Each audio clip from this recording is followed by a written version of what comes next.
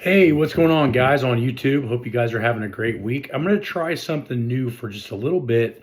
These videos won't be extremely long, but hopefully they'll get some points across. I'm going to call them Method Monday. And that's kind of where we talk a little bit about how to train properly and some of the methods that need to be utilized in order for you to achieve that particular goal, which is to train properly. So, the first method that I want to talk about that I think is probably the most utilized method in all of training is the repetition method. The repetition method is submaximal weights with either going to a set of 10 or till fatigue or failure. So there's really kind of two separate ways you can use the repetition method. You can just say you're doing a set of 6 or 8 or 10, or you can say you're going to go as long as you can, almost until or right at failure.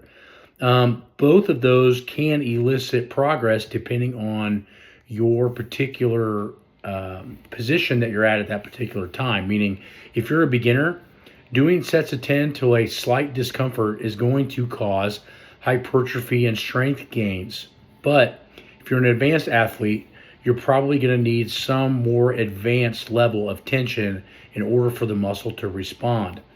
So the repetition method is used for bodybuilders, powerlifters, every type of fitness guru, and nearly in every type of workout in one way, shape, or form.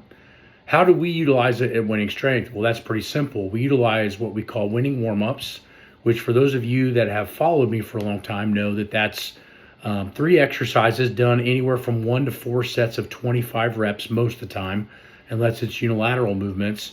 And those prepare the body in order to do compound movements, meaning if I'm going to squat, I might do some type of a belt squat or a goblet squat to kind of prime the movement pattern. And then I select 2 other exercises that allow me to correct or fix or try to alleviate weaknesses. Most of the time, if it's a squat, I usually say lower back is never a bad idea, reverse hypers, 45-degree back extensions. Glute training is never a bad idea, i.e. glute bridges, banded standing good mornings, things of that nature. And then we also have other different muscle groups like abs, hamstrings, which is another huge one, or upper back posture. So we pick exercises depending on where the person's weaknesses are, or the group's weaknesses if you're a football or any type of other strength coach. Those particular 25 rep ranges usually help increase motor pattern awareness and also increase ligament and tendon density and help with cartilage hypertrophy and or adaptation. So a lot of times that rep range is highly ignored in the strength conditioning and general fitness preparation points, which is why I selected that. So I was reading a Russian manual probably years ago that's talked about how lighter weights under higher repetitions tend to increase ligament and tendon density.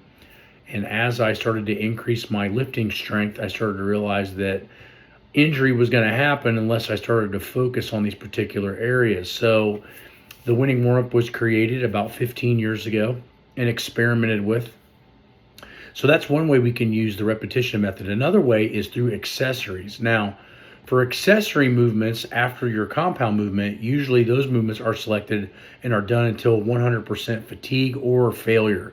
So lat pull downs, pull-ups, which I just posted on my Instagram channel, things of that nature that you really push almost until you don't have any more or until your technical capacity is reduced.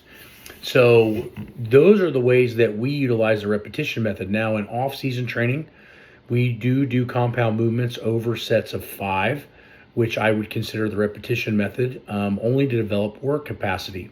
So the big advantages to the repetition method are ligament and tendon density if we use the right rep schemes, hypertrophy of both muscle tissue and passive tissue, resilience to the cartilage, ligaments, and tendons, and then also we also have what we call work capacity or GPP. So those are the major areas that the repetition method hits. Hopefully you guys like this video. Please go visit wenningstrength.com. We're going to post this method Monday until I get bored with it. But hopefully this starts to open your eyes that there are a lot more ways to train than what you may think, and what you don't know can hurt you in the gym. So I'll talk to you guys soon, and please like and subscribe and try to get these videos out as much as you can. Thank you.